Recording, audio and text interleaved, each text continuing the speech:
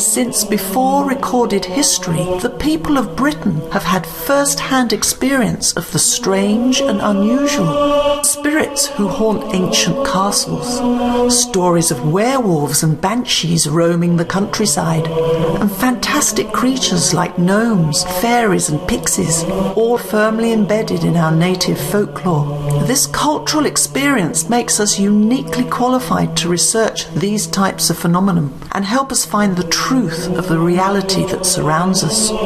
So sit back and relax as your hosts, Irene Allen Block and Mark Johnson, take you on a journey through this strange realm and together help us find the answers to the mysteries that lie just beyond our grasp. Welcome to Paranormal UK Radio.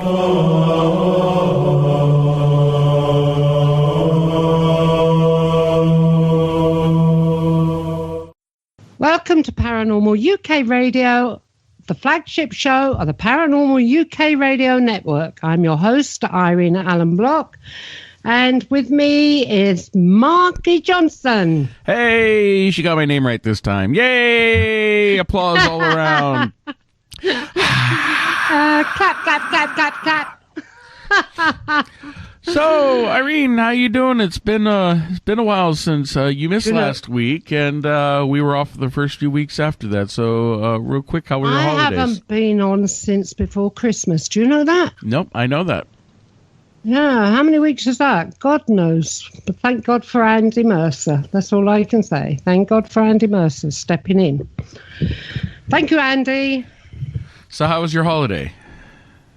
Brilliant. I was bombarded with kids during the holiday, which absolutely makes a Christmas and New Year. When you've got the grandchildren down, there's nothing like it. You know, the whole place is wrecked. The whole place is in disarray. You know, food, there's no food left. They just go through it all. They go through the cupboards. And then my son came as well, and he's just as bad. So... No, it was great. It was great. I enjoyed it. Let's all go to Grandma's and raid the cupboards. That's it. They always do. They always do, Mark. You know, even if they run out of food up there in London, they come all the way down here, see me, and they always they go in the larder, they fill up bags, they take them back, you know. Nothing goes to waste in this house, nothing. But since then, what else I've been doing? Oh, new kitchen. The new kitchen. So you costs a lot of money. So you got a brand new kitchen installed. Oh yeah, kitchen. Well, no, it's still being done. You know, it's taking weeks, but it is being done bit by bit. It's coming together, and it's fantastic. Well, lovely. It's absolutely fantastic. Well, before we get into talking with our guest tonight, before we get into introducing our guest, I wanted to bring up a couple of announcements. One being that we did break this last week, and we're going to mention it again. The return of Spirit Rescue International is back, and we mentioned it last week when you weren't here, and I'm glad that you are here, that you can help mention to people. You know, SRI operated, it's your baby. You've had it operating for a couple of decades and helping people all over the world with their paranormal issues. And you took a couple of years hiatus, basically retired, but after we discussed it, we decided to bring it back. Mm-hmm. And that's right. So SRI, Spirit Rescue International, is now up and running, and we have our website at www.spiritrescueint.com, INT for international, of course. So spiritrescueinternational.com. If people anywhere in the world are having issues with the paranormal in their home or business, and they're experiencing issues, whether it's even if it's negative, or even if it's something they just want a better understanding of, they can contact us with our team of researchers. We do have the ability to work remotely and help people anywhere around the world, absolutely free of charge. and I'm pretty excited about it. It feels right that we're bringing it back at this time. We will also have teams that will go out to people's homes if necessary. Yes, we make arrangements depending on where it's located. Our own teams, or we'll network with teams that we trust. That's right. To go on site, and but we also have people, researchers, psychics, and remote viewers who work remotely and can help tune in to any location. I mean, when you were running it before, I think the farthest away you ran, you did a case was New Zealand. New Zealand, from Wales to New Zealand. Right. Was the furthest I've done, yeah. Yeah, so we're really excited about that. So we just wanted to make that announcement to everyone that Spirit Rescue International. If you want more information, go to our website, spiritrescueint.com. And there we go. Okay. Brilliant. Yes, it's back. It's back. Much to the chagrin of some people. Sorry? What did you say? Oh, nothing. I was just being, snarky. Oh, yeah, okay. I'll listen to that later on. I said right. it's back, much to the chagrin of one or two individuals. Oh, I see. Yeah, I understand that now. Okay, fine. We'll forget that part. Okay. All right, then. So our guest tonight, Mark. And yes, who was our guest tonight? Come on, then. Who's our guest tonight? Mark Vernon. It's Mark Vernon. Mark. Yeah, Mark Vernon, welcome to the program. And we're going to have to find out a way to differentiate which Mark she's talking to tonight. It'll be Marky for you and Mark for Mark. Okay, I guess we can live with that, can we? Yeah, so my Mark is Marky. Okay. Or Mark 1 and Mark 2. I haven't been called that since I was... Carl's done it, Mark 1, Mark 2. I haven't been called Marky since I was like 5, so... Okay. Well, all right then. So that's what you're going to be, Marky, tonight. If I want anything, it's a Marky. And Mark Vernon, you'll be Mark. Okay, got it. So, Mark Vernon, welcome to the program. Yeah, thank you for having me on. So, tell us a little bit about yourself. Now, you are a paranormal researcher, and but you have a very unique set of skills and how you approach the paranormal. And for people who aren't familiar with you, tell us a bit about your story, how you got into researching the paranormal, and what's different about you. I started in the paranormal at a very young age, about the age of 10. When I first, what should I call it? Vision haunting. I saw a monk walking down a garden path in the front of me, and he was. So this was an apparition you saw? Yeah, sorry, that's the word I was trying to think of. I couldn't get it. Yeah, you're like me. Forget the big words, darling. Forget them. Apparition of a monk, and he was walking down the path in front of you. Yeah, he was walking a dog. I was that close to him. I could actually see what I thought was a lead at first, but it was actually a piece of rope. And I was that close. It was the same kind of rope the monk had around his waist. So I could see that. I watched him walk down this garden path for about 30 yards, and he just vanished into thin air right in front of me. You know, that's funny you should say that, because once when I was about 7 years old, maybe a bit older, in the village I lived in, my grandmother lived up the road, up the lane, and I was allowed to go up and see her.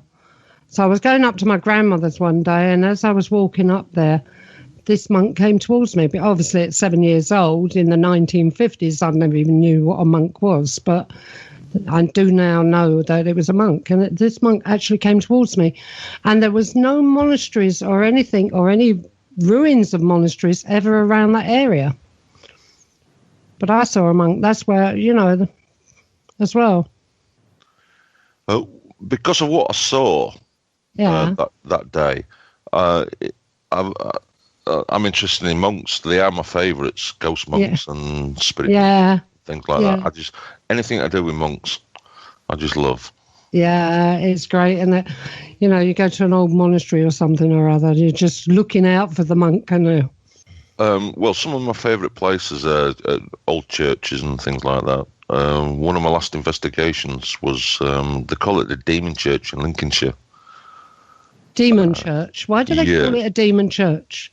It's because it was abandoned, and apparently there's been satanic rituals being done there, animal sacrifices and stuff. Over the years. Yeah, they call it St. Bluffs. St. Bluffs. Yeah, St. Bluffs. Bluffs. Yeah, St. Bluffs. It's known as St. Skibrook Church as well. What, is it a ruin or? It's not actually a ruin, it's a proper graveyard. It's still tended to and stuff, but the church is abandoned. There's no doors on there. I mean, it's easy access. On certain times of the year, they do have security there. Yeah. But on our last visit, there's now in place security cameras. So obviously they're watching people that are going in there. Yeah. To stop all the nasty things going on. Is the graveyard now disused, It's not. Well, it's still being tended to. Someone must be looking after it. I don't know who. But no new burials in? No burials. It's out in the middle of nowhere. It's in a little forest surrounded by a stream. Yeah. It's a great place to investigate.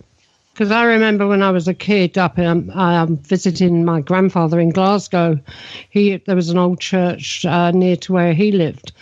And I remember him saying that they have to leave before they can actually demolish the church. The last burial had to be 100 years previous, so that there was no living surviving relatives that would have known that person. So maybe this is one of the reasons why there's no burials getting put in there now. Yeah, they're waiting. I've heard that story. Yeah. And they've got to wait a period of time until they actually are allowed to dig everything up. And then they'll either sell that off or demolish it and build a block of flats or God knows what else. But so this old churchyard is pretty active, is it? Or is it the church that's active or the churchyard? All the activity I've experienced in there is actually being inside the church. Yeah. I've actually got it on video where I was by myself and I felt a little hand grab me because there's a story about a young boy falling out of the bell tower and killing himself. Oh. It's supposed to be a true story.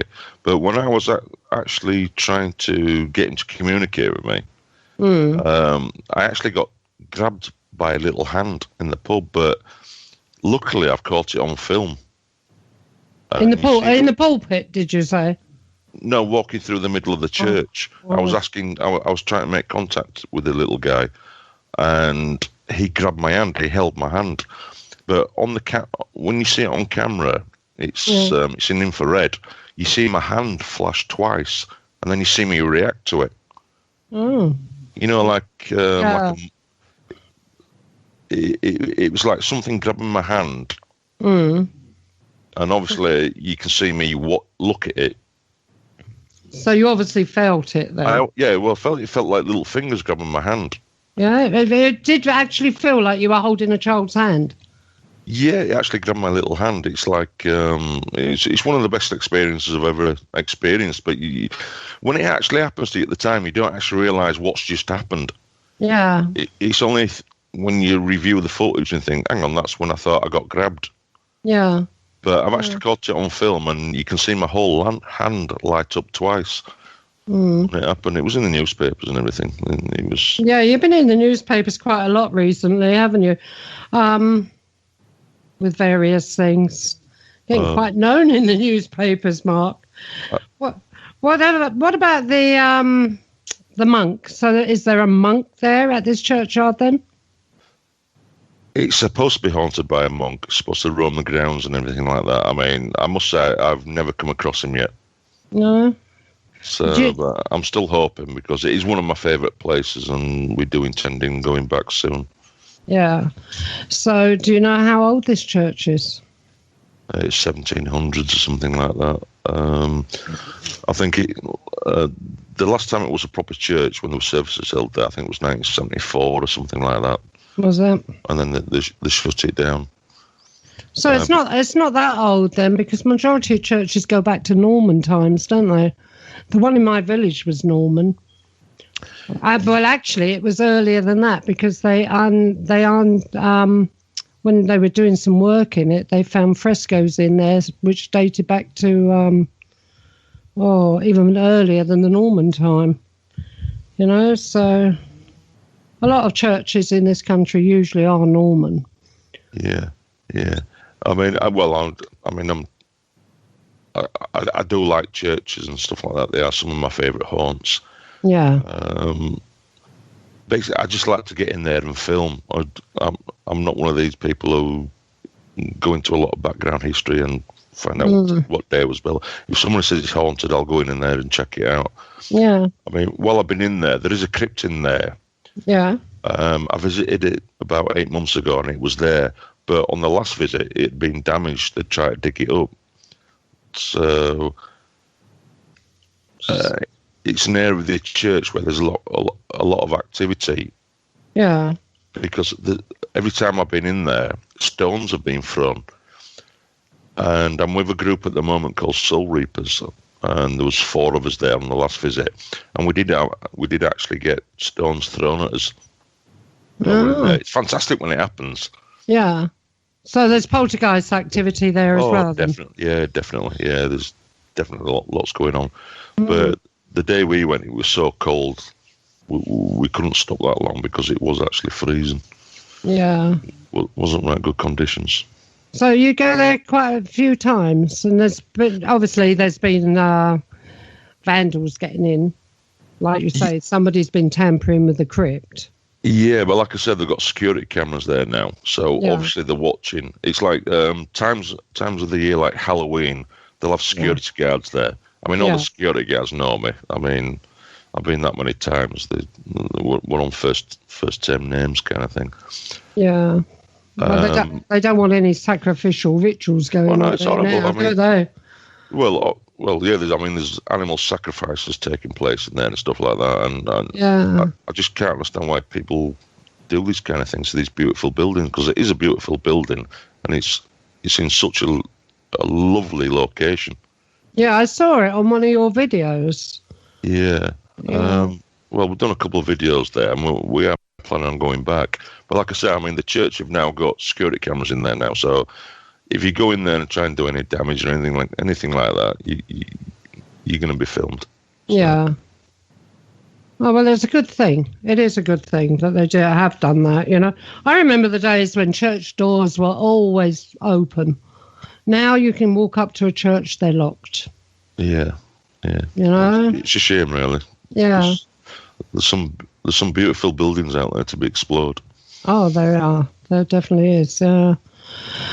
So what else have you done then since then? I know what you've done. I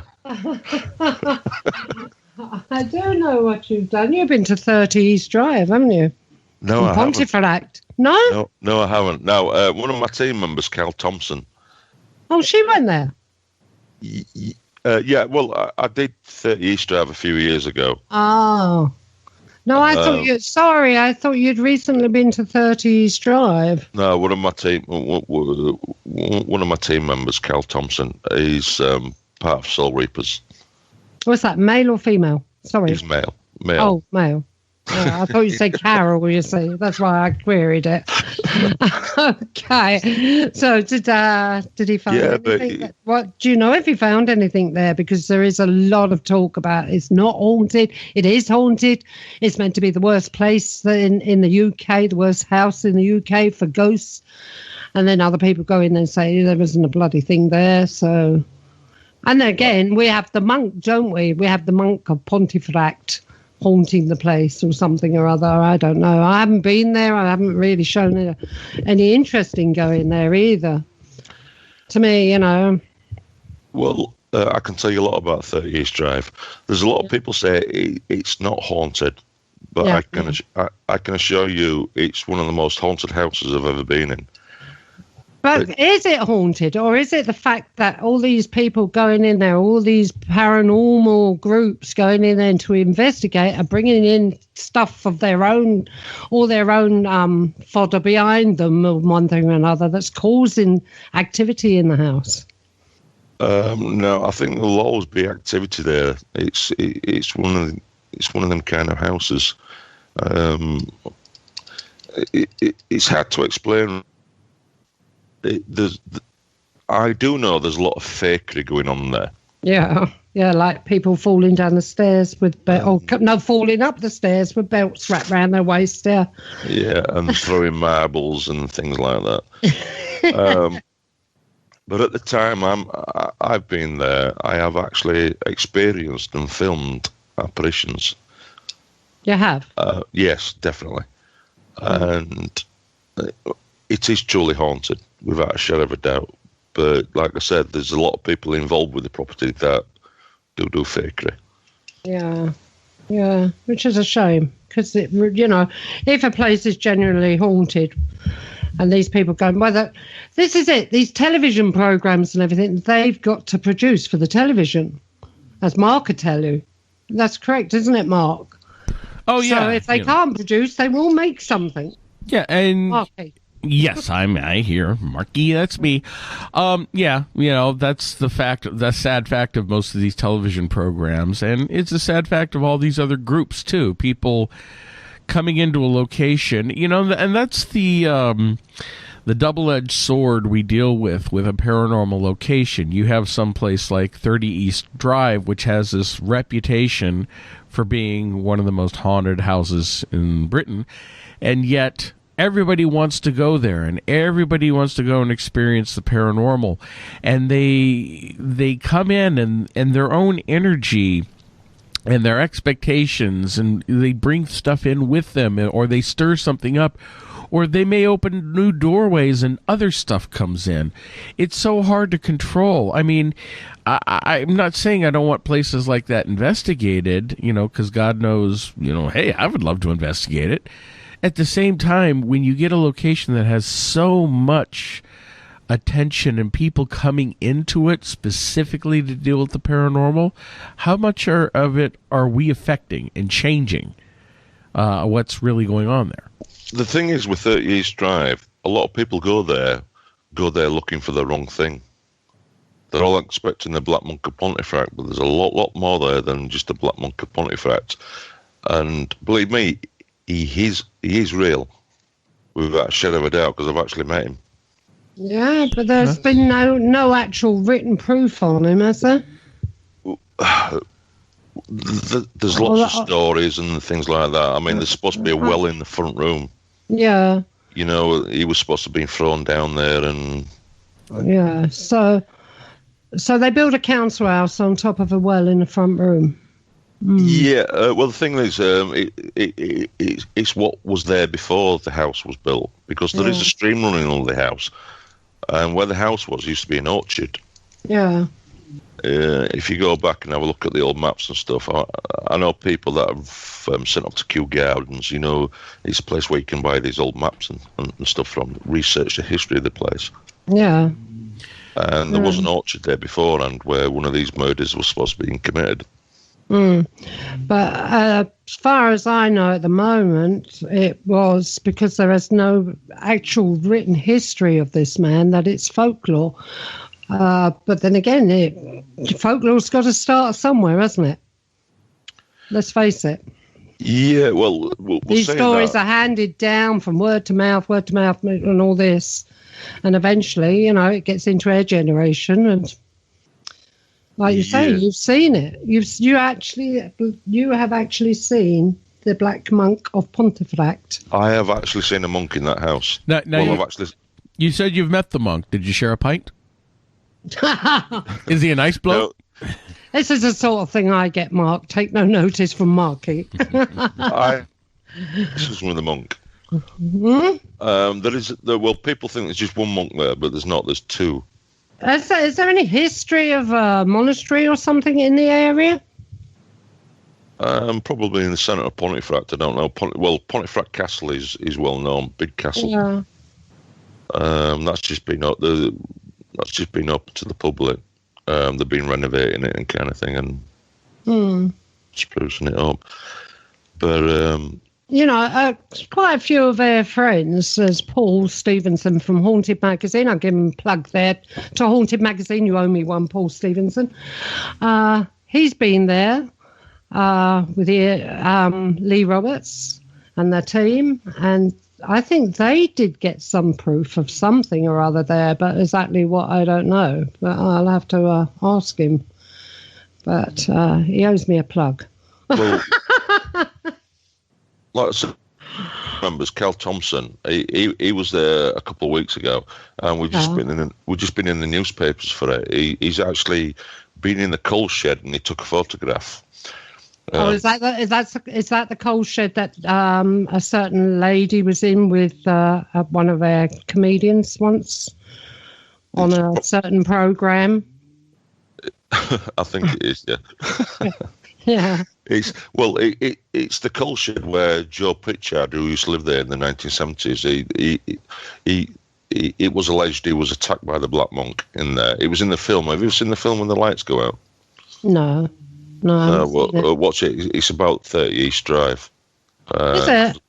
Yeah, it's a guy called Bill Bungie. Bill Bungie actually owns the house. He's the film producer. Yeah. I actually know him. So I spoke to him a few times. Okay. And your friend, when he was there, he got proof, did he? Did he get proof of anything? Well, he was doing a bit of skyring. He was taking video footage and photographs in a mirror in the coal shed. And he had the door closed behind him. And something manifested behind him, and he took a picture of it. Yeah, through the mirror. Yeah, and I don't know. I'm not bothered what. Me, it looks like a big monk. You'll be surprised what you can get when you take a photograph through a mirror. I've done that, and I got something that was, well, to this day, Marky and I can't explain it. We cannot explain it. All we can think about, all we can call it, is the time traveller.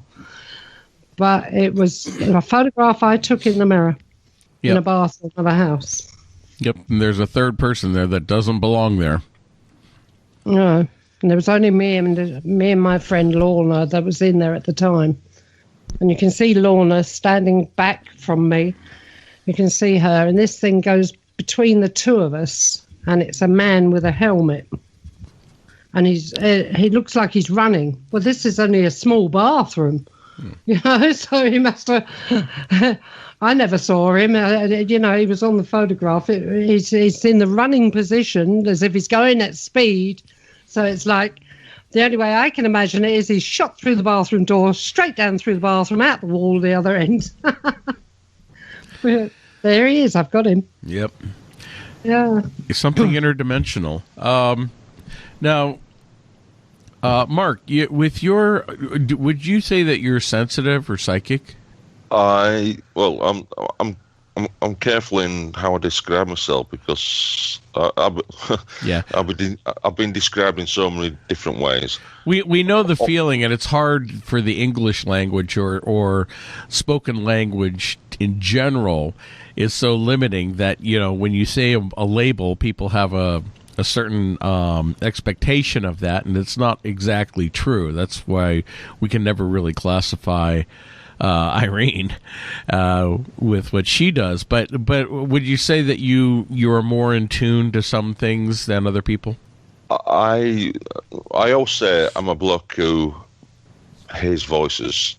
Sometimes I can hear spirit. I don't hear them all the time, but if I'm in a haunted location and I can, yes, I can hear them. So you're clairaudient. Well, the closest thing I can call it is clairaudience. Yeah. Because I do have a spirit that works with me, and I do hear her 99% of the time. Yeah, we wanted to get round to her actually. I think what we'll do is save that for a little bit later on. What do you think, Marky? Yeah, we'll bring her. We'll talk about your spirit friend in the second part of the show. Let's talk about some of your other research that you're doing right now. Now, how old were you when you first started going out and doing paranormal research? I've always been doing it on and off. It's because I'm getting into my twilight years now. I'm 22, 52 really.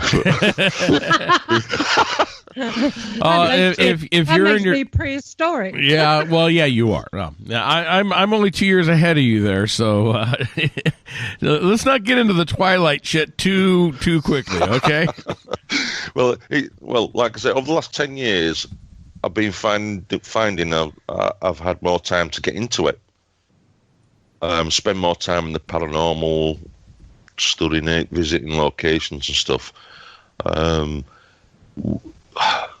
About 7 years ago, I got involved in a case. I was stood in a pub having a drink at the bar, and obviously paranormal is my love. I was talking to a friend, and a young lady overheard me talking, and she said, "Oh, I've got a haunted house." We chatted, and I said, "Oh, can I come round and have a look?" And that's when I really got involved in it, because what I found in this house was unbelievable. I've got a few videos on YouTube. Some of them are called The Haunted Cellar. Yeah. And this is where I met my spirit friend, who we're going to talk about later on. Okay. But I spent 6 years in that cellar, sat in there with the lights out, communicating with them, talking to them, getting to know them. So what did she actually, besides your friend, spirit friend, what actually did she have in the cellar? Well, basically, she told me while she was in the house by herself, she was hearing noises, things like things being thrown around in the cellar and stuff like that. Yeah. So I actually managed to get in there by myself, and while I was in there, she was going to put the kettle on, make a cup of tea, but she run out of milk, so she went to the shop to get some milk and left me in the house. So I went upstairs and went into one of the bedrooms. I was doing some EVP recordings, on the digital tape recorder. Yeah. And while I was in there, I heard the front room door close, and I heard a man walk up the stairs. Yeah. And stop outside the bedroom where I was, but the door was shut. And at the time, I didn't really know her that well. I thought it was a boyfriend. So you're standing there waiting in her bedroom for a man to walk through the door? To walk through the door, thinking it was her boyfriend, but she never told me about a boyfriend or nothing. So I said, "Excuse me." I'd like to have known what you were going to say. Well, I said, "Excuse me." So I opened the door, and there was no one there. My name's Mark. I'm a friend of your girlfriend, kind of thing. She's asked me to have a look at the house, but there was no one there. It was only at a later date I actually found out the previous occupier of the house. Yeah. His name was Jacob Epperbaum. Akbar. Epperbaum. Oh, Epperbaum. That's a proper northern name, is it? Well, it sounds kind of Polish to me, something like that. But we have actually checked the records. His name's come up on a few EVPs. Yeah. But when we actually looked into it, I told her what had happened, and she said, "Oh yeah, I heard him walking up and down the stairs all the time." The previous occupant had actually died of an heart attack right outside the bedroom door. Oh, that's why he stopped there. Yeah. Yeah, and he used to use the cellar as a bit of a workshop. Yeah. So he used to do a bit of work down there. Now I've actually got him on video, audio, walking through the cellar when we were doing a seance down there. You can hear footsteps walking through the cellar. Yeah. And up the cellar stairs and up into the building. But some of the stuff I've filmed in there is amazing. Well, yeah, I mean, so is that the only spirit that she had in there? Besides your friend, obviously, which we're going to talk about later. The haunted cellar, it was kind of a special place because it was behind a spiritualist church. I don't know whether that had anything to do with it. But when I was in there for the 6 years, I used to hear lots and lots of spirits. sometimes you'd hear them once or twice, and then you'd never hear from them again. It's like a crossroads. So, yeah, it's like something they were moving through, yeah. I had a theory. It was like a bus stop. They were coming in and then move on to somewhere else. Yeah, that happens in this house quite a lot. Yeah, it's really weird. But then you had your regular spirits there. That even animals, we say cats and things and everything down there. Yeah. So you spent 6 years in this lady's cellar. Yeah, only because I knew what was there. We've had to keep a man in my cellar for 6 years.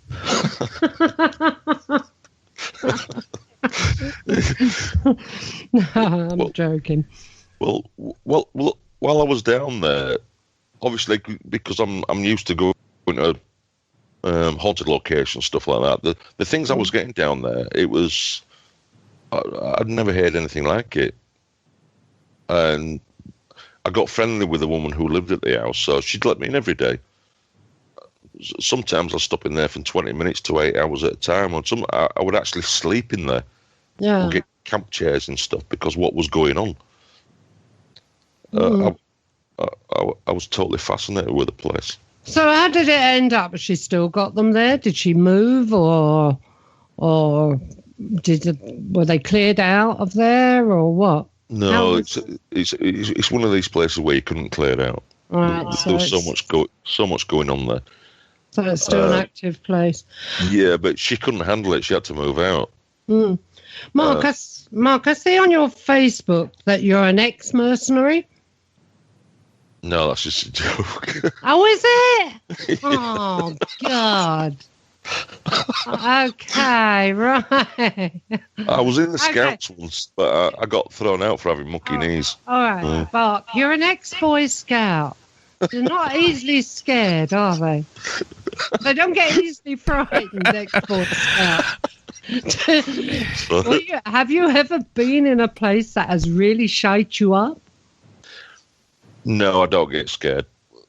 Nah. Not with anything with the paranormal. I've got a different outlook with the paranormal than most people. I think paranormal should be fun. Go out there and enjoy yourself. Don't be scared. There's nothing to be scared of.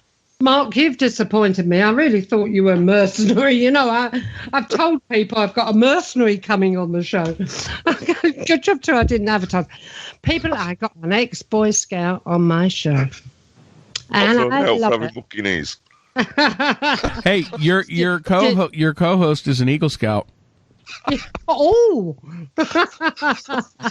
and I bet you both done a bobber job, didn't you?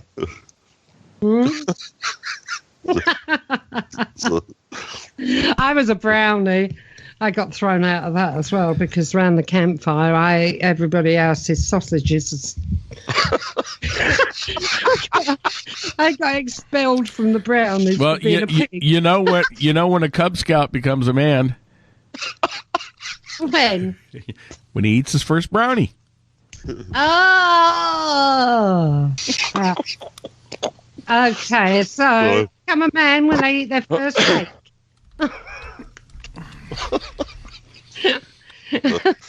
I know, I'm getting confused here now on brownies because I thought brownie was a biscuit or a cake or something like that. I thought it was a biscuit, but... But there is another thing called a brownie over here, and if you're eating that, Mark, you need a slap on the back of the head. Okay, all right. Okay, now that the show is completely off the rails. Yes, it's just another week here at Paranormal UK Radio. Yeah. Anyway, let's get back to the show. All right, then. So, you're not easily frightened then? No, because I get used to it. I've been in so many situations where I've been by myself. Yeah. But I know I've got a bodyguard, so I've got nothing to be scared of because I know I'm being looked after, you see. So. Yeah, and we're coming back to her in the second half of the show, everybody. This bodyguard is going to amaze you. Well, you know, I'm with you there, Mark, in that the paranormal doesn't frighten me. I can have things happen around me, and it doesn't bother me a bit. Now, that doesn't mean I don't get creeped out, like traveling, walking down an abandoned insane asylum hallway at 3 a.m. to go fetch a camera. can give you a little bit of the willies, but I can sit down in a basement all by myself or in a cemetery, something in a room with all the lights out. It doesn't bother me a bit. No, it doesn't bother me either. Nothing like that bothers me. Do you know what bothers me? Walking through this village at night time, this village at 9 o'clock at night, there's not a light anywhere except in my house. Everybody's in bed to sleep. And if I walk through this village in the dark that night, late at night, that's the only thing that scares me. But it's not the dead that scare me, it's the living. Oh, yeah, the living scare me more than the dead ever will. Yeah.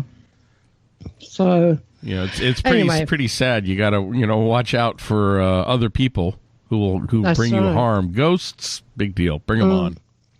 Yeah, that's true. So, what other sort of places? So, poltergeist activity. Have you had an awful lot of poltergeist activity in places that you've actually been investigating? Yeah, I get a lot of people contacting me. When they're suffering from things like that. Yeah. What I do is I travel the country. I'll go anywhere if I know I'm going to get something on film. I was involved in a house in Chesterfield not so long ago, and I've actually seen things moving in front of me. TV controls sliding across a table in front of me, and to see stuff like that, to actually see it with your eyes. It just gives me a buzz every time it happens to me. I just love it. But what I do, I travel the country helping people out suffering from these paranormal problems. I don't charge people. I don't charge them a penny. I don't charge them petrol money and nothing. I mean, all I want is to get it on film. That's all I want to do. Yeah. I just love it. I just love the paranormal. Yeah, well... getting a bit of feedback there. But, yeah, we all do, don't we? That's why we're all doing what we do, I've been working with the paranormal now since God was a little boy. I must be one of the oldest paranormal investigators that actually walked this earth, when you think about it. And now we're doing the show. Once you're into the paranormal, once the paranormal gets hold of you, you're just taking over. You're just taking over with it. Well, that's because, there's the fascination. A lot of people get into the paranormal wanting to try to find answers to life after death. Do we survive the physical death? Do our spirits survive? And yet, those of us who've been doing it for so long, those questions go by the wayside, because then we start looking into the really high-level, complicated questions, because we start to realize that not only there is life after death, but there is so much strangeness around us everywhere we look that we've been trained to ignore. Our world is so much more bizarre than we realize because we're told to ignore it. It's your imagination. You're dreaming. Everything from multiple dimensions, time slips. Different types of interdimensional beings. Not just spirits, but other types of entities, and strange things. I mean, your ring, for example. And what surrounds that. You better say that better, Mark. My ring. Your ring. Well. Yes. Well, the demon ring. Demon ring. My silver ring. Yes, your silver ring. This must be a British thing that I'm not getting, so. Well, it's a bit like your brownie, darling. Oh, okay. Yes. Well, the demon ring, which we had posted on our webpage on Demon Ring of Amalfitane. Go to Facebook, check it out. Strange things like that defy explanation, and yet we're discovering very real, measurable phenomenon. So, again, for me, it goes way beyond the whole life after death or trying to communicate with spirits. It's trying to understand the mysteries of the universe, at least, from my perspective. Yeah. I quite agree. Before I got into all this, I mean, I was probably like everybody else. I was scared of dying. I used to think about dying. Yeah. Hated the fact I was going to die. But because of what I've experienced and what I've seen, I don't give it a second thought now. I can't wait to get there. I know it sounds a bit silly, but I'm not scared of dying no more. Well, there is something. Whether it's the afterlife, but there's something that carries on after we've gone. Without a shadow of a doubt, there's something afterwards.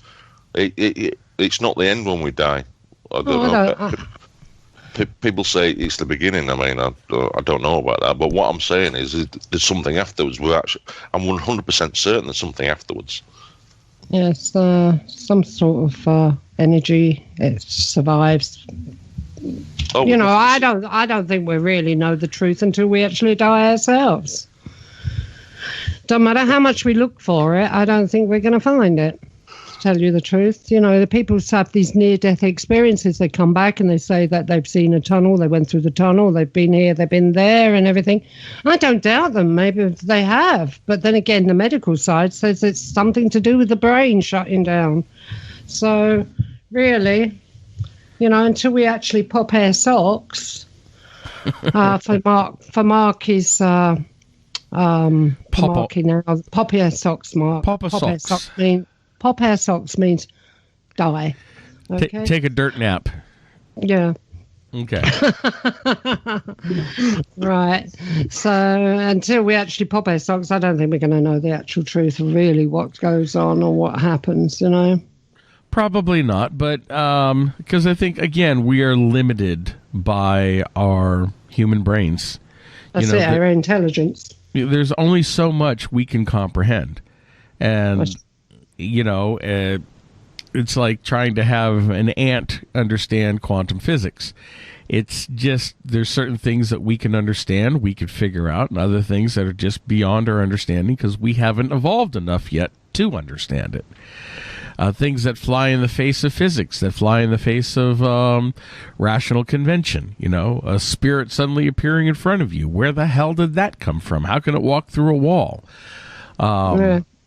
It's something that we're still trying to figure out, which in a lot of ways, I think through our research, we have come up with some explanations for it in terms of, you know, time slips and other types of interdimensional types of phenomenon, but still there's a lot of it we don't understand. EVPs, I'm still trying to figure out EVPs when you get these voices that come through, and not even just the intelligent ones that seem to be answering a question, just the random voices or screams or words, the things that come through. You know, where is that coming from? It wasn't heard. It wasn't picked up in the environment, yet it appears on the recorder. How can that happen? Well, it's the same with AVPs, though, isn't it? You know, audible voice phenomena. You hear a voice. But is it like pareidolia of the ear holes, where, like with your eyes, you see something or whatever, and your brain actually fits it into a face, because faces are the most common things that you actually see. So is that something the same? You know, you hear a noise and suddenly you're putting the words to it. And it's the same with EVPs. Some of these EVPs to me sound totally different to what it does to other people. You know, they swear blind it's saying one thing and I'm swearing blind, no, it's not, it's saying something totally different. Yeah. It's like a pareidolia. Yeah, I kind of agree with you on that. But there's some people that try and do the recordings. Yeah. They don't get them all the time, kind of thing. I mean, I do actually know people who are really good with the EVPs. All they've got to do is press the button and they'll get a response back. Yeah. It's there's lots of things about EVPs and things like that. I'm experimenting with them at the moment. Because I reckon one of my theories is in certain haunted locations, I call them hotspots. Yeah. where you can stand in a certain spot, and you will get EVPs. If you stand 5 feet away, you won't get nothing. If you hit that hot spot, then you will get something. If you know what I mean. It's really weird, but there's a guy in Leicester. I won't mention his name because I can't stand the bloke. Oh, you can tell me later. Yeah, I'll tell you later afterwards. But he really is good with EVPs, and if he's faking it, I don't know how he's faking it, because I'm really good at spotting fake, because that's what I do. But he has a spirit that works with him called, I won't tell you the name, but every time he asks her a question, she answers, but you can understand what she's saying. Yeah. And I honestly, I don't doubt it. I'd have to listen to what he's been recording and everything to actually judge this person, but yeah. But so when you go out on an investigation, what do you take with you? Actually, with you, Mark? I know you go out with a team. What are they called again? Soul Reapers. Soul Reaper Paranormal. Okay, Soul Reapers. We're going to give you a shout out. Hello, Soul Reapers. Yeah, they're a great team. Well, the thing was, I've been doing what I do for a few years. I wasn't really getting anywhere, really. I mean, because obviously, I used to film my spirit friend. I film her all the time, and if I tell her to pop up on camera, she'll pop up on camera. But obviously, because I was filming it, yeah, people didn't believe it. So what I was looking for a honest paranormal group to validate her, validate my spirit friend. And I looked and looked and looked, and then I found Soul Reapers. I invited them on an investigation, and we filmed my spirit friend. They saw the footage, and they validated her, kind of thing. And that led me to me joining them. So you go out now on investigations with them then? Do they take all the paraphernalia with them, and you just take something like a voice recorder and a camera? Yeah, they've got the cameras and everything like that. But with me, I take cameras because obviously you need to get it on film. But I'm not too techie. I'm not involved in the equipment side of things. I use myself as a ghost detector kind of thing. K2 meter, EMF meter, and stuff like that. It's a bit hard to explain, actually. I've trained myself over a number of years, on locations. It's sensing. And I can feel spirit energy and stuff. If anything comes close to me, I can sense it.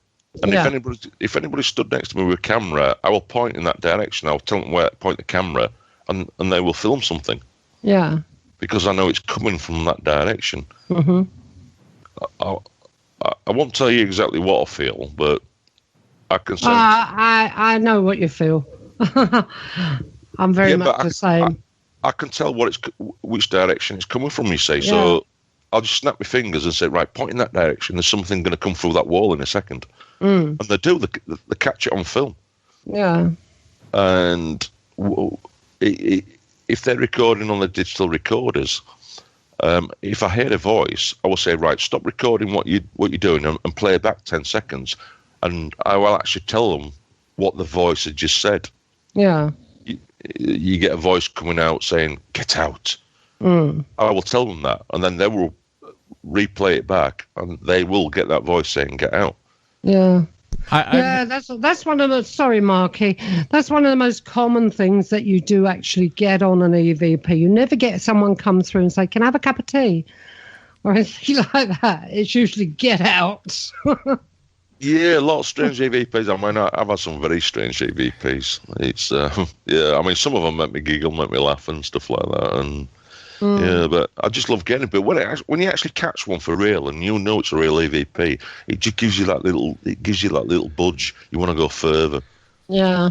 I just love it. Probably one of the most incredible EVPs we ever caught on an investigation I did was we were in a house and the client was sitting in the kitchen with a friend of hers who was psychic.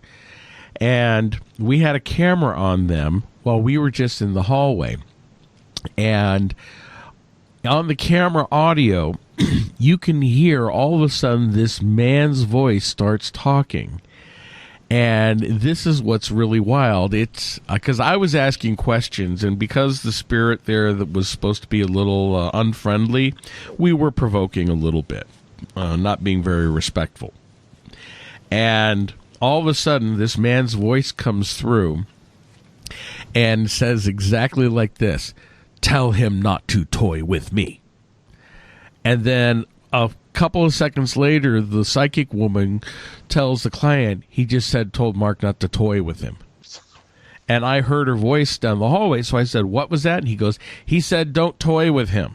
So here we had a man's voice on an EVP. The psychic woman heard it and repeated it to the client. And we got both on audio, which is pretty compelling. Yeah, that's pretty good. Now, the worst one I got, or the most clearest one I got, was that was in, it turned around and it said out loud, and it wasn't just an EVP, it was an AVP as well, because although we never actually heard it in the building, I was connected to a lot of people at the time by computers who were out in the States, and they could hear it over the computers. So I suppose it was EVP, but because computers are electronic, aren't they? And it said, "You're dead, Barry." And one of my team that was with me that night dropped dead 2 weeks later. Oh, wow. Had a heart attack in the street. So, yeah, it wasn't very nice. So you can get some really dodgy ones if you're not careful. So I think it's now time to talk about Mark, your protector companion. What is this spirit's name? Her name is Kara, Kara. And who is Kara? And I mean, what's Kara's story? Kara is an entity I met in the haunted cellar in Wakefield, West Yorkshire. The cellar I spent 6 years in, getting to know her, befriending her. She's from what she told me, she's a Sumerian demon. Wait. A demon. A demon, yeah. Okay. Big badass demon. Okay. So you befriended a big badass demon. I did. Okay. Now, what did you think of that when she told you that? What was your impression? Well, at the time, she tried to kid me. She tried to fool me. Because of the place where it was, because I said it, I described the haunted cellar as a bus station with spirits going in and out. I could feel normal spirits, but when she came in, she felt a little bit different to what I would say a ghost would feel like or a spirit would feel like. So she actually resonated on a different vibration. Yeah, I can feel her. If you watch my videos on YouTube, you'll see I used to sit in a chair in the corner of the room. Yeah. Behind me is a wall, and that used to be the gateway where she used to come in and out. And I could feel them coming in and out, whether it's a portal or whatever. But I've actually caught it on film opening. You can see that on one of my videos. But when she came in, the feeling was different. It's really hard to explain. Yeah. But I knew she wasn't a normal spirit ghost kind of thing. Okay. So when I first started talking to her, she tried to pretend she was human. So I was asking her questions and she was giving me answers. And then I confronted her. And then I told them what I suspected she was. And then I came under attack. You had a psychic attack? Yeah, big style, yeah, and it hurt. I kept having to leave the building, but I wouldn't give in. I would leave the building for half an hour, recuperate, and then go back in. And then the attack would resume. This lasted for about 4 days. But I would not give in. And in the end, I think she felt sorry for me. I was going to say, how did you get round her? Well, I offered her a deal. Oh. Yeah. Don't worry, I didn't sell my soul or anything like that. But oh God, it's hard to explain. I offered her my friendship. Yeah. They can read everything you're thinking about. Everything you think about, they know everything about you. They know everything that what you've been through in life. They know everything that what you're scared of, what you fear, whatever.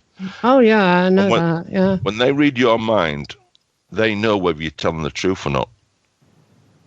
And I offered her my true friendship, and she gave me it back.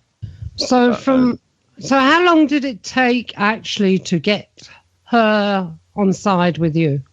How you were down in that cellar for 6 years, were you? You working on her for a good part of that 6 years? No, for the 6 years, probably 4 years. It took a long time.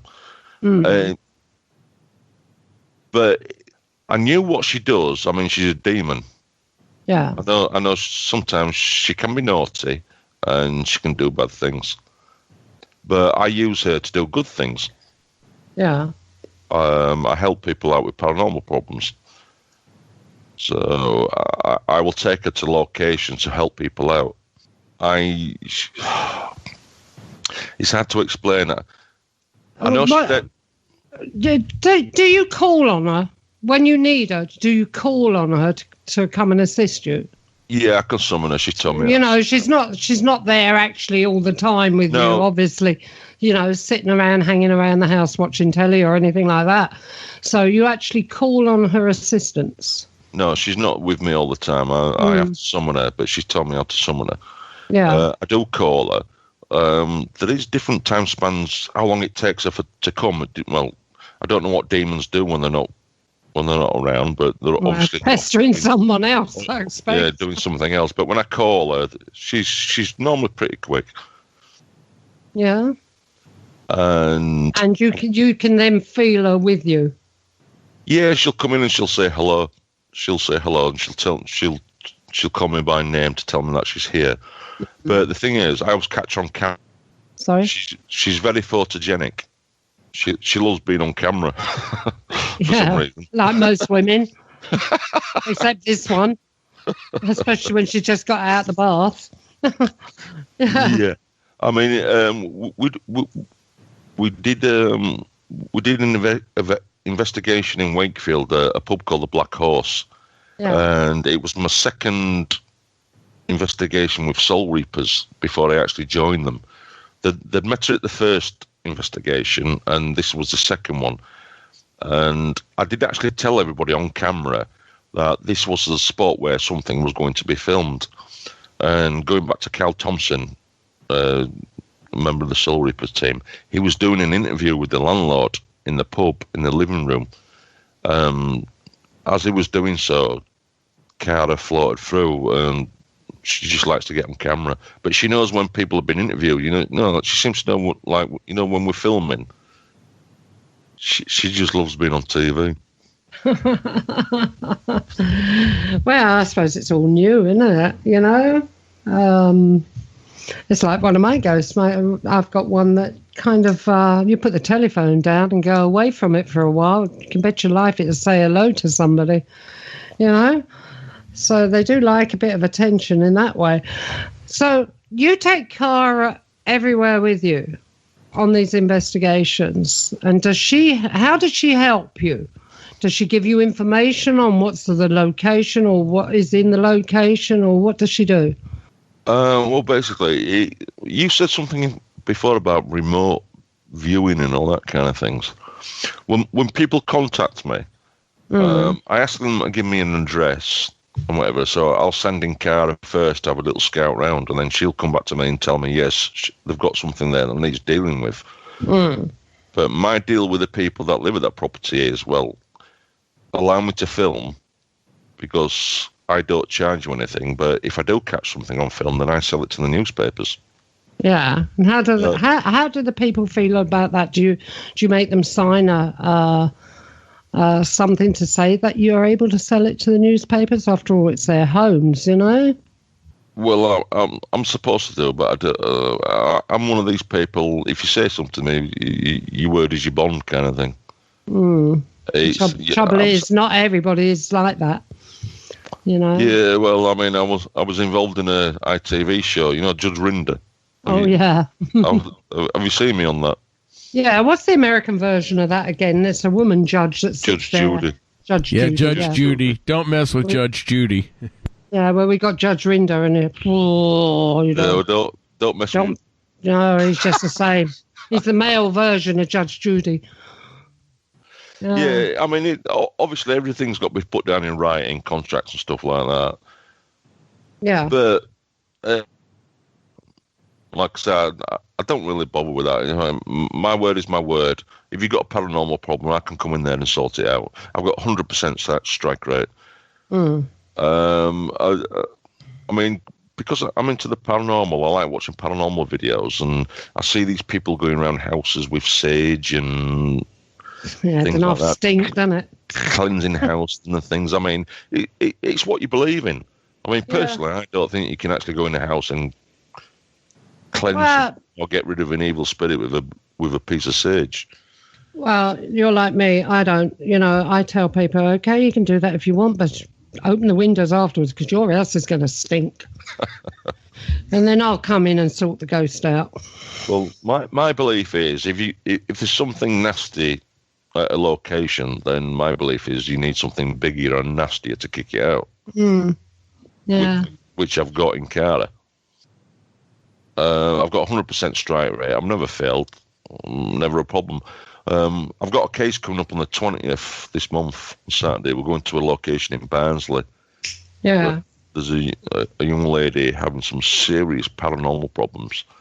That will be the next Soul Reaper video coming out soon, after we've obviously visited the location. But I've got to take care of her in there to sort it out. Yeah. I've got two questions for you. So she's a Sumerian demon. That's what she told me, yes. Yeah. Did she actually, the first question is, did she actually tell you and describe what a Sumerian demon is? No, the thing was, when I was in there, I was getting EVPs in a foreign language. Yeah.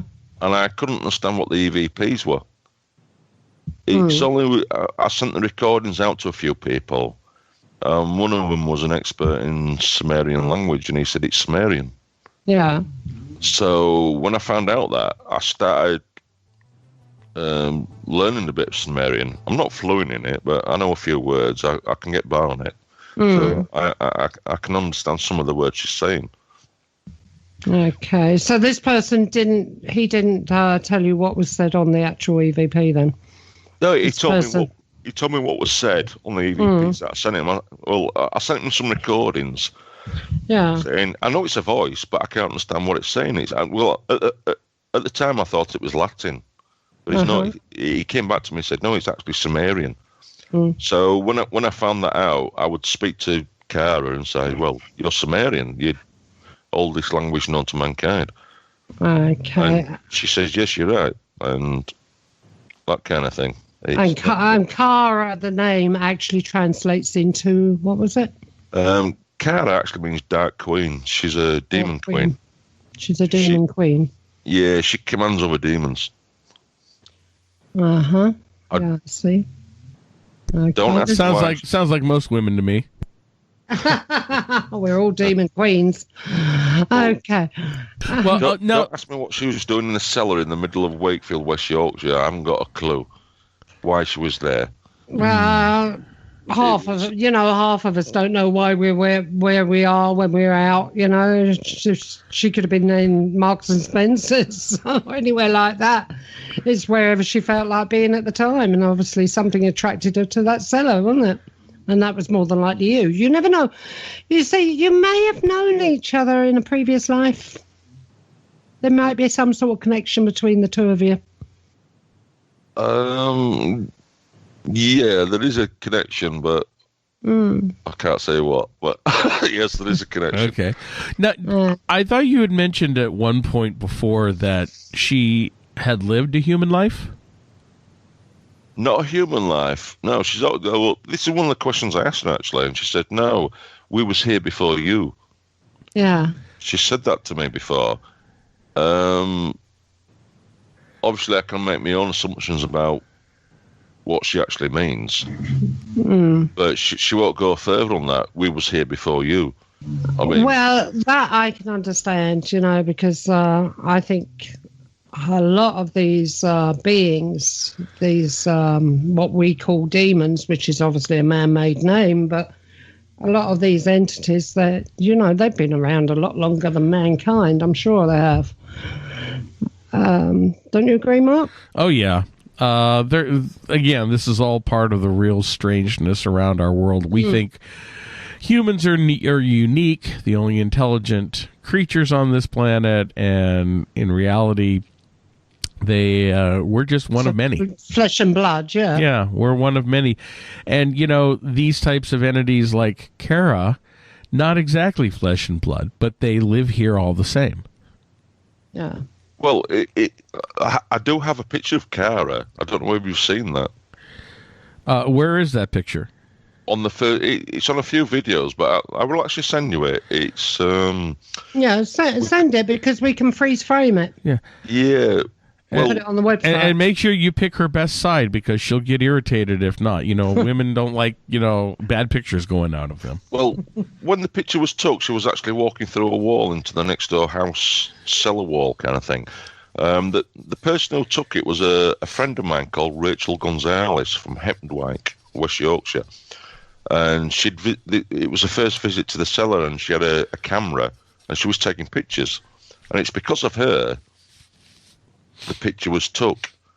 And I've sent this picture off to loads of people. I mean, even Nick Pope, because I knew it wasn't a ghost. I'm thinking, well, he must have seen, the Ministry of Defence guy. Remember? Yeah, I know. Yeah, we know Nick Pope. I sent him the picture. I said, well, you must have seen loads of pictures. Have you ever seen anything like this? I said, I know it's not a ghost. What did he say? He said he'd never seen nothing like it. He said, but keep me informed. So I still keep in touch with the guy, kind of thing. But he'd never seen nothing like it. It's just when you see the picture, it's not a ghost spirit or whatever. It's something else. Yeah. And when I questioned Cara about this, and she said, well, yes, it's me. Okay. So you yourself, besides seeing her on film or in photographs, you don't actually see her in the physical form herself? Not in physical form. I do actually see her in the form that she's seen on camera. She's like a magnolia fuzzball. Yeah. Sometimes I do see her with the naked eye. You do? I do, yeah. I do, yeah. When I'm at home, especially. Yeah, when you first met her, she was imitating being a human being. Is she able to imitate or give you the vision of a woman? Herself as a woman instead of a fuzzball? Yeah, it's funny you should say that because sometimes when she speaks to me, it's like two different Caras. Yeah. She's like when she talks, sometimes she talks in a singy voice. So when I hear it, I know it's her. She has a nice mode, and then she has a evil mode. Yeah. Nasty. The demonic voice comes out. Here's an obvious question. She said she's a quote-unquote demon. Do you feel she is evil? Do you feel she is neutral? Could be good or evil? I mean, what are your thoughts? No, she's definitely evil. Definitely evil, without a shadow of a doubt. It's what character? She's very protective over me. But I can't really go into details why. This is now. Come on now. We're on the. It's just the three of us. It's just the three of us here. Why is she so protective? What is it between the two of you? What was that link? I don't know. You There don't is a know. link. I don't know, but Do you think she's you could have protected. known her before? Or you could have been an alchemist or somebody in a previous life that had conjured her? Well, the link is, I'm thinking, well, I've been drawn to this house in the middle of a Wakefield Yeah. to a certain spot, and I've met this entity. Mm. Is that fate, or was we destined to meet, or was I drawn there for some reason? It's Well, it is strange that, she's suddenly, you've been working on this house for a couple of years previous to meeting her, and suddenly yeah. she's drawn there as well. Well, She I mean, wasn't she could in have there been when you there. first. Well, she might have been there, but I might not She have wasn't- detected her. Yeah, she wasn't showing herself, maybe not. My second question, Yeah. all right, we'll get back to Cara in a minute because she is really fascinating. But my second question, what were you doing on Judge Ginger?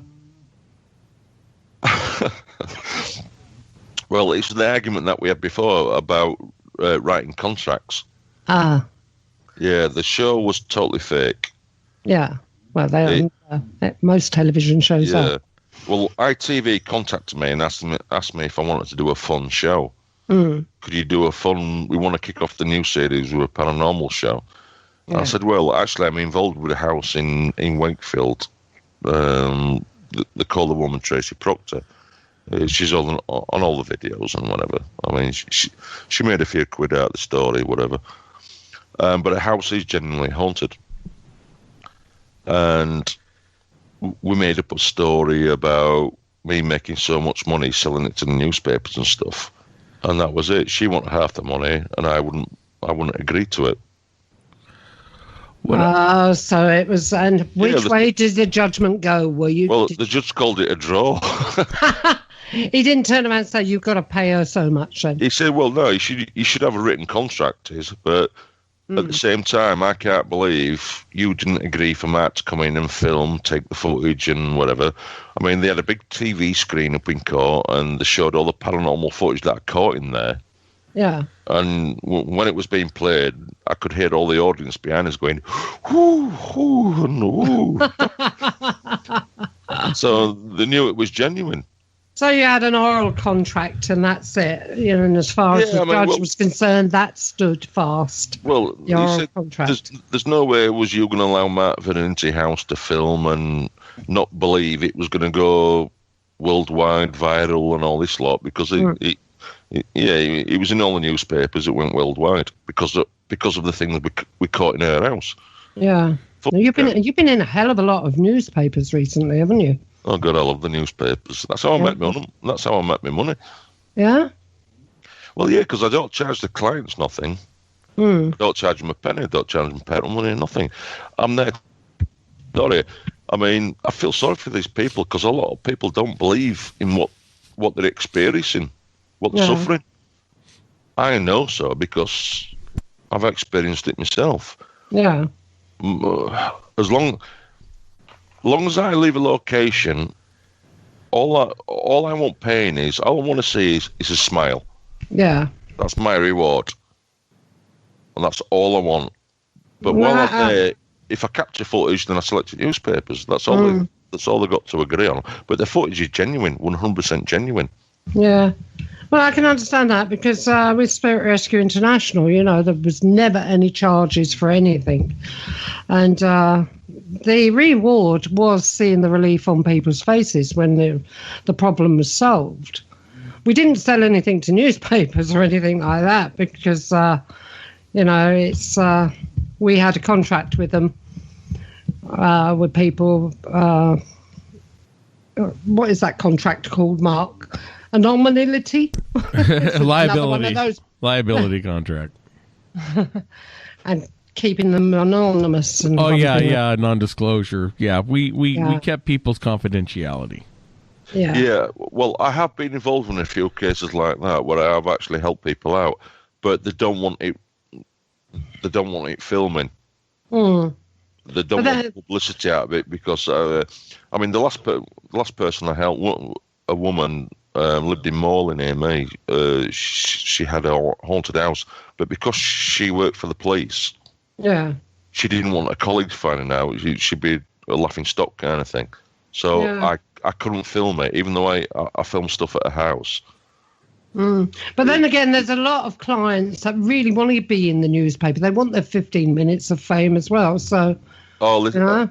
I've had that. I've been to people that claim they've fallen in houses and there's been nothing there. Yeah. They're just trying to con me. I have had that, but they're easy to figure out. No one can fool me because Cara tells me so. And getting back to Cara. Yeah. Besides, getting back to Cara, besides her shooting off on remote investigations for you and checking these places out, what else does she do? Does she ever remove any of the stuff that's in these places? In other words, does she go in there and say, get out? well, that's what I use her for. She's got 100% strike rate. Yeah. I can go into any place and close it down. Right. Well, when I go around a location, I'll actually have a little walk round. Yeah. See if I can detect a portal.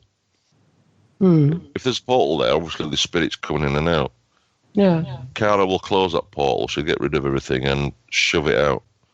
Okay. Whether a portal opens again afterwards, yeah, then that will have to be dealt with again afterwards.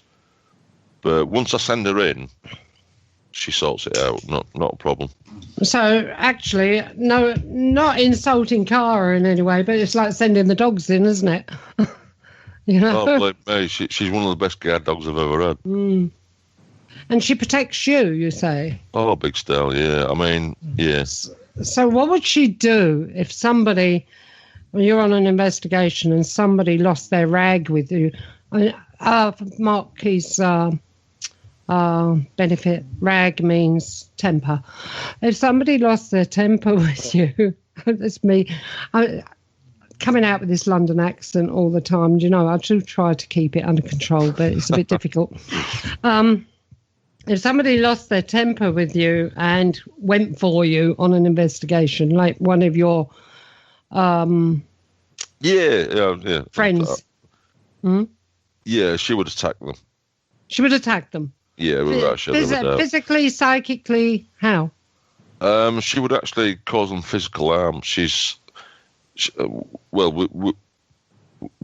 We actually know she's actually scratched people because some of the clients that I've had, Tracy Proctor, the Black Monk of Wakefield, the case, she was having problems with her boyfriend, which I didn't know at the time. And when I move into a location, visit it, I activate it. I kind of press a button. I don't know how I press that button, but it starts up activity so it can be filmed. So what I tell the client is, right, I'm going to leave Cara here for a few days to look after you. If anything threatens you or seeks you harm, then she will protect you and sort it out. This Tracy Proctor at the time was having problems with her boyfriend. I didn't know none of this. And Cara attacked him, gave him a few scratches, and he lost a bit of blood.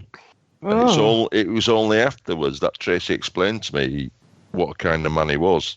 Not a very nice man. But Cara's job her instructions were to look after Tracy. Yeah, to protect her. Make sure no one hurts her. It was only afterwards I found out, without going in too much into it, he wasn't a very nice man. But she'll do that against humans and she'll do it against spirits. Yeah. So if you've got a bad spirit there, she'll protect you against a bad spirit, but you also got a bad human, she'll protect you against the bad human. Well, she's handy to have around, isn't she? Really, when you think about it. What do you think, Marky? Well, let me throw a monkey wrench in here a bit. If she is evil... I was going to say, at the moment... Hang on, hold on, Marky. I was going to say, can I borrow her? Because sometimes it gets right on my boobies. I can say, watch yourself, Mark, because Carla's listening. Well, I know she's listening, so here's my question. If she is evil, then not a combination, not neutral, just you say... how can you trust anything she says? why do you believe her and take what she says is the truth and befriend her when you know that she's evil and can turn on you or manipulate you? Well, she wouldn't turn on me. I did a series. I used to experiment in the haunted cellar. To befriend her, I had to show her that I trusted her 100%. And I did tell her I couldn't have a relationship with her if I couldn't trust her 100%. I do have footage of her entering me, coming into my body. Oh, that was through the belly button, wasn't it? Yeah. Oh, you seen that one, Irene? Yes, I do my research. Yeah, well, that's genuine footage, that. But I was testing it. In my pursuit of the paranormal, because I believe in it so much, I would do anything to prove it, even if it cost me my life. What do you think would have happened if you didn't want to befriend her, or you didn't give her that assurance that you would trust her? Do you think she would have turned on you? I know I was drawn there for a purpose. There was one reason. There was one reason why I was drawn there. I don't think it was coincidence. I believe it was fate. I know I was supposed to be there at that certain time and meet Cara. Yeah, but I've been in certain places at certain times, but it was for the total opposite, to clear. You know, I've been drawn to places before now where I've gone in the opposite direction and I've cleared negatives. You know, I've been kind of pulled there and suddenly, bang, I've had to zap something or other. So what I'm trying to say is, if you had a different frame of mind and were in a position where there was no way you were going to have anything to do with this demon, right, would she have attacked you? Well, she did attack me at first. What did you do to get her to attack you? What, did you say the wrong thing? Well, no, I confronted her. You confronted her? Well, she told me she was a woman called Janet. Ah. And there's two of us. I call them two lieutenants. I call them Tyrone and Jonathan. I've never been able to get the real names. Yeah. But there's three of them. There's not just Cara, there's three of them. Oh, yeah, there's three. Are they all Sumerian demons? I don't know. Well, Cara is, but I don't know about the other two because they won't tell me nothing. They hate me. But they're attached to her. Yeah, she commands them. Yeah. They've got to do what she says. But they don't like me. And I have no control over them whatsoever. I mean, she has. They try to get other spirits to attack me in the cellar because they knew they couldn't attack me because Cara told them not to attack me. Yeah. When I did the deal with them. But like I said, demons are sly. Well, they are. They're dead crafty. Yeah, well, very crafty. So I asked Cara for them, tell Tyrone and Jonathan not to attack me. So it came back, no, they won't attack you. But then they tried to get other spirits to attack me. But I got them on EVP saying, attack him, kill him. Stuff like that. So then I had to sort that one out. Because I used to get people coming into the haunted cellar because they wanted to see it, experience a bit paranormal. Yeah. And then obviously they get attacked. So. What, as intruders? Well, they used to get scratch marks and stuff like that, and, you know, like physical attacks and stuff down there. I said, well, it's got to stop. I said, I don't mind yourself showing yourselves on camera, but no more scratching or anything like that. So, the demons, for God's sake. Yeah, you know, demon cases really are very, very rare. They are absolutely really rare. Not over here. In Europe, they're a rarity to have a demon case. You know, you're lucky if you get one in a lifetime. But in America, obviously, there's a demon on every corner. So, you know, I forgot where I'm going now. Mark, where am I going with this? Well, you were talking about demons in general. You know, they are very rare. Most cases that people think are demonic aren't. Either it's a pesky human spirit or they've watched one too many episodes of Ghost Adventures. So, right. The thing is with Cara, Yeah. I can be anywhere and summon her, get to be on camera, say, come on, Cara. I mean, sometimes she can be a little bit stubborn. Yeah. For whatever reason, I don't know. And then I get into an argument with her. Like, show yourself on camera or else. Yeah. It's that kind of argument. I mean... Well, there's another thing. You know, we're calling her Cara, we're calling her a female and everything, but these things do not have actually a gender. But if they did have a gender, you can understand, you know, if she is female, then she is going to be like this, because most females can be like this at times, stubborn and obstinate, and, you know. Well, she can be stubborn. It's, like I said, she's always there. And like I said, these paranormal skeptics, I've emailed them, sent them photographs, and I've agreed to meet them. I said, put me in any location at any time, in any controlled conditions, wherever you want, and I will summon her. And I've challenged them for money. Like, put some money up, I'll take your money. Yeah. Who's that? That Randy guy in America. Oh, you know, yeah, Randy, yeah. Randy. Yeah, I even applied for that, but he won't take me on. No. It's like, I get, because I know what I get so frustrated with it because people don't believe. Yeah. You know what I mean? Because I've been up against this sort of stuff, I'm not disbelieving you at all. Because I've been fighting this sort of stuff for, half a century, in various parts of the world. So, I'll go with you on this. I've asked you some questions that if I wanted to, would have been trick questions, but you've answered the right way. Look, you can ask me as well. Any questions you ask me, Irene, I'll give you an honest-to-God answer. Yeah, I swear to God, I have no reason. For a start, the sensations that you were talking about and everything, you know, I know those sensations because I deal with this sort of stuff. So I knew exactly that what you were saying was correct. Yeah, you get the sensations, but there's also certain smells as well. Oh, yeah. It's like everybody associates demons with the smell of sulfur.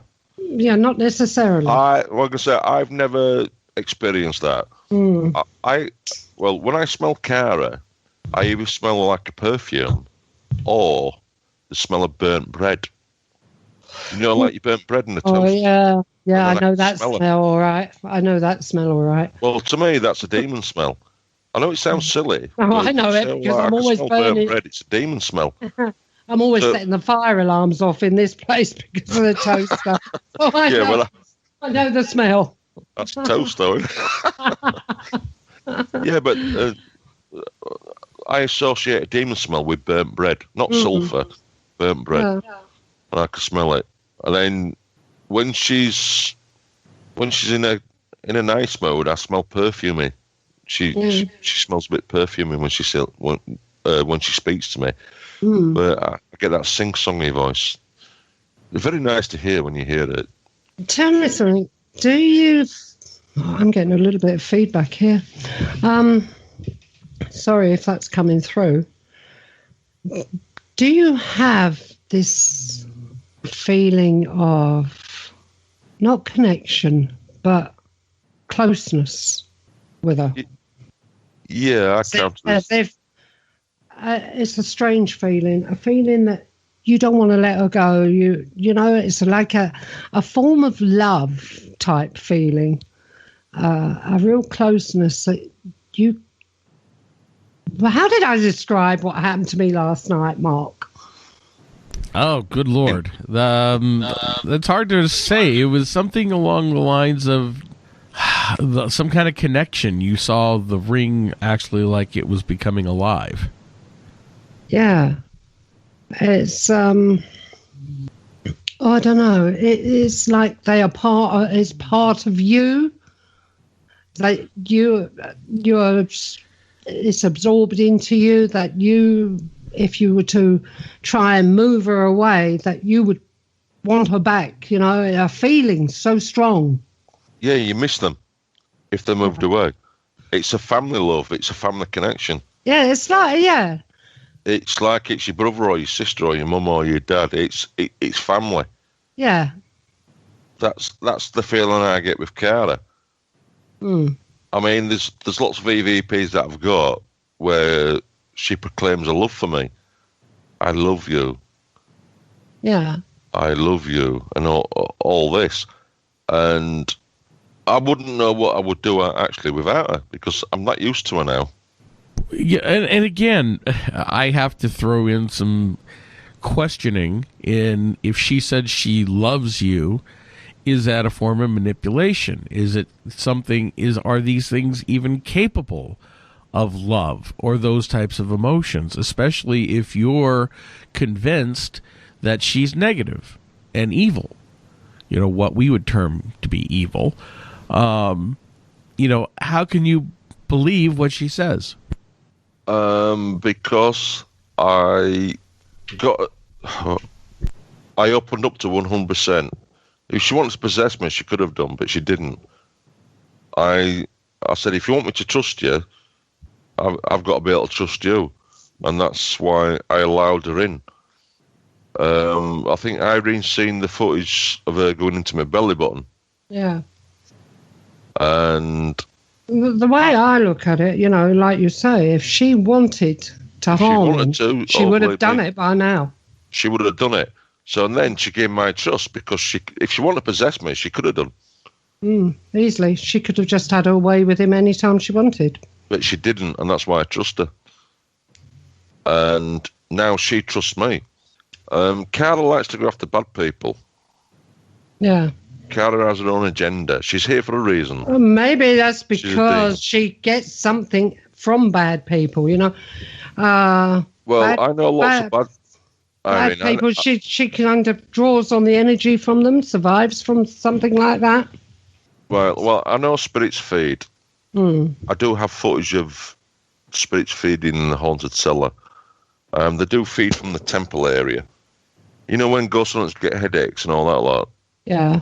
I do believe it's because of spirits feeding on them. They do need energy, and this is what I can't understand. Because if they're supposed to be dead, why do they need to eat? Why do they need to feed? I don't think it's eating as such. But they need energy to do what they do. Yeah. So it's feeding. So it's food, isn't it? Yeah, like parasites. Well, yeah, they need supplements. They need to feed. Yeah. And I do have footage of it. We've talked about that before, haven't we, Mark? Yeah. Things being like...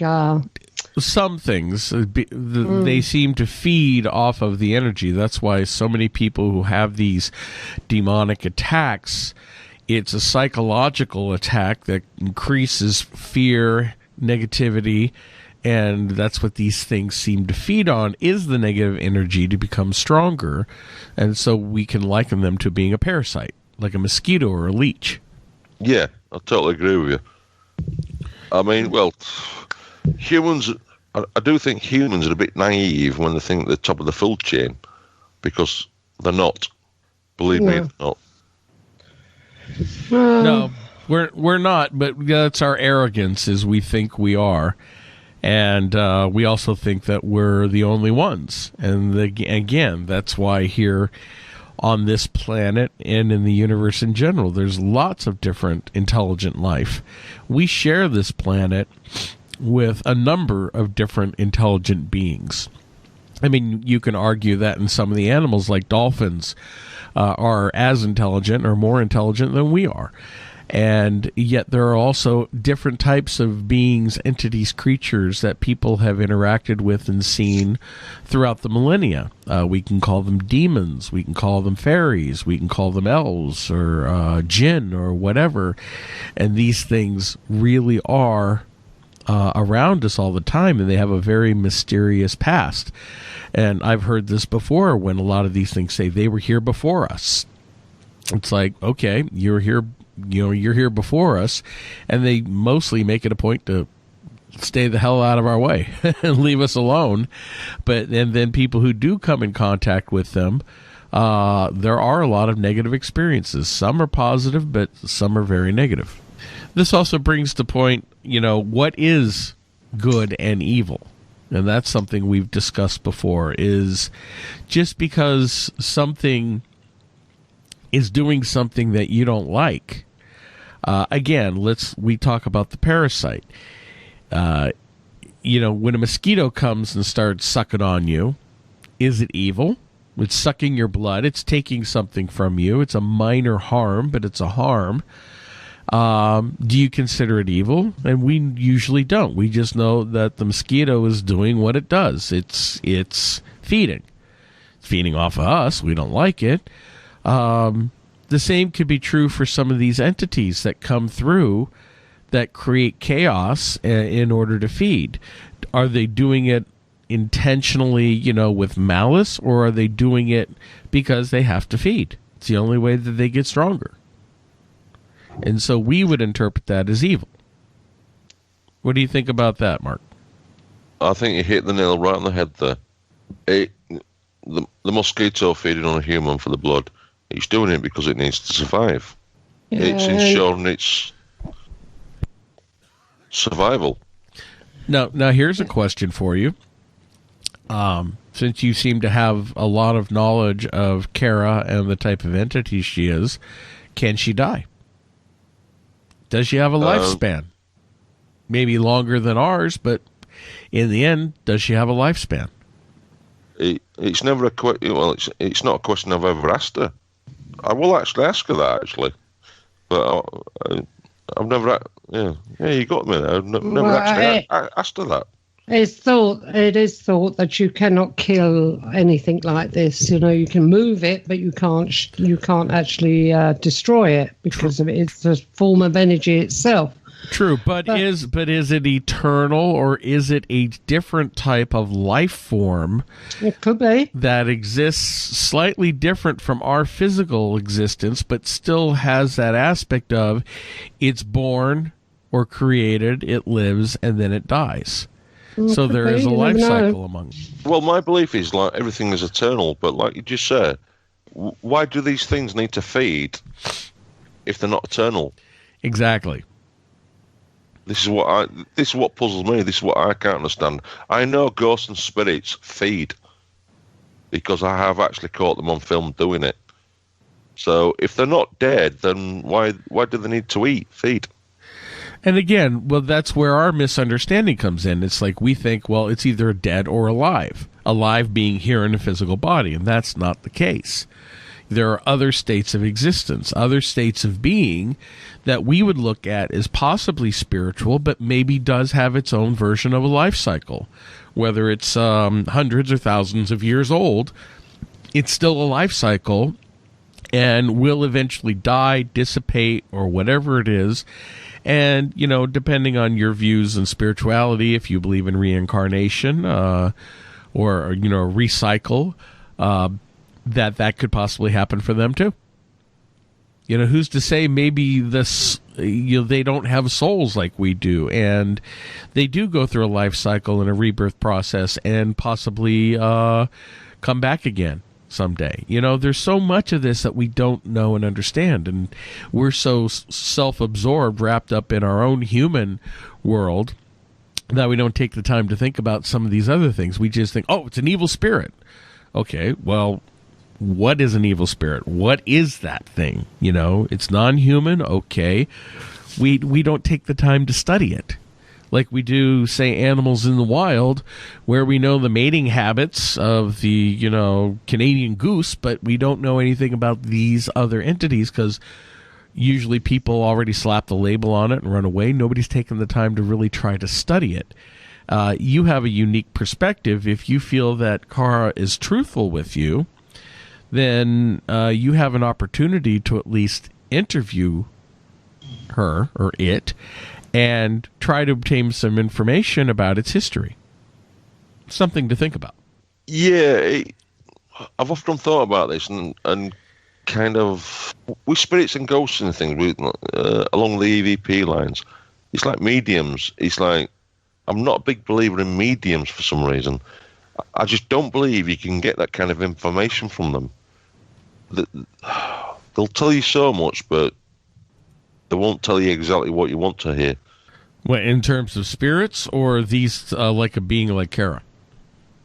Well, I've seen videos of like mediums, people like get in touch with dead people and relatives and stuff like that. I just don't believe what they say. I just don't believe they can get that kind of information, because when I speak to Kara, she doesn't speak to me like that. How does she speak to you? But you are being, you are sort of like a medium, because you're able to talk to her. So you're using the same sort of gifts, the same sort of powers or energies that a medium would use to communicate. Well, if I have them same kind of powers, then I should. Well, you've got some sort of way of communicate. You communicate with us, so you are using mediumistic energy gift. Yeah, but I'm not getting that information that these so-called well-known mediums. Oh no! Yeah, no. You know what I mean? Saying, "Oh, your sister." Yeah, I know. Well, because most of them are fake anyway. Like I said, I don't get that information from them. So this is why I don't believe in mediums. I do believe that some certain people have some certain abilities, and they can get some kind of information. But I just don't believe all that rubbish about. Yeah, I understand what you're talking about. It's hard to explain. I mean, when I speak to Kara, I don't get like sentences off her. I get like 1, 2, 3, 4 word answers off her at the most. And sometimes when I ask a question, she won't answer at all, but I know she's there. She'll give me an answer when she wants to. I mean, I can't force her. Yeah. Can't force her to give me an answer, but when I do actually need her for something, she'll come through. It's all very strange. It is very strange. A lot of people won't understand. I do understand to a certain degree of what you're talking about, but there are going to be the skeptics out there. Obviously, they're going to turn around and say, "Irene, you've gone off your bonkers." But I don't care. Irene, I've had that for so long. When I first started off with this with Kara, when I first started showing on YouTube and like showing videos and stuff, and people would say, "Oh, don't believe in all this," I used to spend all day arguing. No, it's not worth arguing with them. It's not worth. I don't do it no more. If I get any negativity off people, I just block them straight away. Well, go off and bother someone else. Yeah. I know what's the truth. I'm showing people what's the truth. If they don't want to believe that, then fine, go off and watch Most Haunted or something like that. And then believe that. And go believe that. What I'm showing you is 100% genuine. Yeah. Well, I definitely, after these last couple of weeks, trying to get this show together, all the hassle we've had with equipment and one thing or another, I definitely believe there's something going on with Kara. It was as if she was trying to block it, wasn't it, Mark? I don't think it was Kara kind of thing. Might be other things in place, but we have been trying to do this show for the last 3 weeks, haven't we? Every week, some technical something is. If it's not you, it's me. If it's not me, it's Mark. So it just wasn't coming together, was it, Mark? Marky? Yes. No. Something would definitely seemed to be interfering. All the technical issues we were having, even a couple times in this show, which people hear the nice, cleaned up, edited version of the show, we've still had some things happening tonight. So, it's very interesting. It seems like something is interfering. Well, before we start recording, I mean, I was hearing voices on there. I think Irene heard them as well. Yeah, I did. But obviously that's not going to be put in the show, so people won't know that, will they? But there was technical issues before we even started. Yeah, there was voices. But a lot of people will put that down to Skype. But no, you thought they were coming from my house. I wasn't sure where the bloody hell they were coming from. but there were voices. Yeah, without a shadow of doubt, I hear them. They're coming from your house. You're in, Irene. It's you that's haunted. It's him trying to get back out that safe, isn't it? I pugged up the ring in the safe. He's trying to get back out, Mark. Uh-oh. He's calling to you again, huh? Yeah, he wants a repeat of our episode last night. Well, he's had it, I tell you. Ooh, here you go. You know, you get on the ring, and Kara. Yeah. Well, she might tell me a bit more about how the ring came to be. That's what we're trying to find out. The age of the ring, the origin of the ring, and why the ring was created. I know you guys do the radio show. Do you ever do anything on video kind of thing? No, because I'd have to do my hair. And put on her slap. I mean, You know, we used to do Unknown Origins Radio, and there'd be Bruce on the video, and there'd be Mark on the video, and there'd be a picture of me coming up on screen every time I spoke, because there's no way I'm going to late at night get tarted up to do a video. No way. No. So no. No, what I was thinking of, Irene, was if you fancied, you know, like you're doing tonight with the radio show, if you fancied doing like a video kind of thing, I wouldn't actually mind travelling and meeting you, and you could see Cara for yourself. You could actually film her for yourself, because I could get her to show up on camera. I could do that. That wouldn't be a problem. Yeah, I could arrange that if you ever fancied doing something like that. Yeah. I mean, Cara's there to be filmed. She'll have been on camera. Yeah, she's about the only one. She likes being on camera. I'm the one that doesn't. You don't want to put your slap on late at night, do you? You know? It's all right. It's so hard to take off afterwards, I know. Well, if you'd seen me earlier on, my hair all wet and pushed back, glasses on, you know? Cut practically up my nose when that video clicked on, because that's another thing. I never touched that blasted video on Skype, and it automatically goes on. I see myself and look, oh friggin' Jesus, quick, turn it off. You know, it's she is up to her tricks. It's either her up to her tricks or Harold in the cupboard in the safe. You know, one of them's up to their tricks. But it would be interesting. In fact, if we'd done that, I would bring the ring along for you to see. Ooh, you would take it out? I would take it out, and I would bring it along for Mark to see. And, you know, it is called the Demon Ring, so... I don't know. If you two get together, with you with the ring and him with Kara, I see you two taking over the world. Where are the Avengers, damn it? Oh dear me. Well, you never know though, she might be able to bring whatever's in the ring out of the ring. Yeah, well, I'm doing an investigation on the 20th in Barnsley, West Yorkshire. We're going to help this young woman, and then on the 25th I'm in Pendle Hill, you know, in Lancashire. Oh, yeah. Witch country. So I'm doing an investigation at a pub there with a group called Dark Dreams Paranormal. Yeah, is this pub anything to do with the Pendle Witches? Well, it's in the location. It's in the location. It's in the Pendle Witch country. Nelson, they call it, the place. But it's not old enough to be part of being in existence. When it was the Pendle Witch. It's one of the oldest pubs in Bury. Oh. It's supposed to be haunted 17th century, something like that. I mean, I don't know too many details about it, but I'm going up there I'm taking Cara up there to meet a few people, so... I know that the team you work with, we call them, what was their names again? Soul Reapers. Soul Reapers. Yes. Soul Reapers. Hello, Soul Reapers. I know that they have authenticated Cara, but how do they feel about her actually being in their company when they're doing investigations? Well, we've only done 3 investigations so far. And they're quite happy to have her around. Yeah, I told them they're safe. Mm. Just as long as none of them have any malice towards me or anything like that, then they're totally safe. Yeah. She's there to help. What are... That's what I do. What are certain no-nos that you should never do around Kara?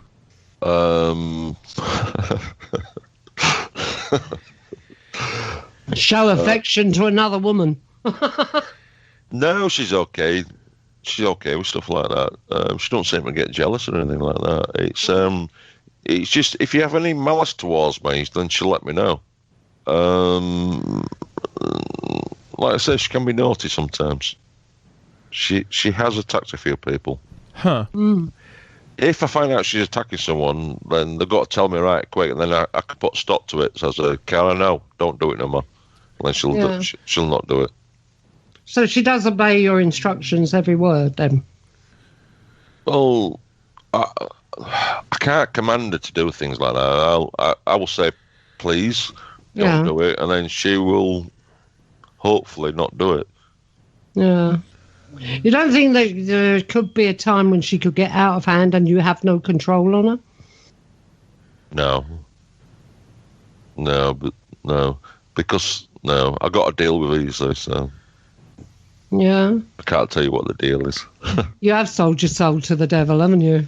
No, I wouldn't be that. I wouldn't be that silly, Irene. Your deal is that when you pass over, you will be with her. She helps me with certain things, and I help her. Yeah. Yeah, that's it. So.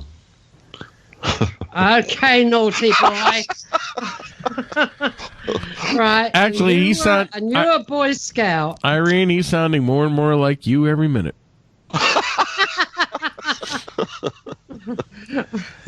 Right, come on, you've got...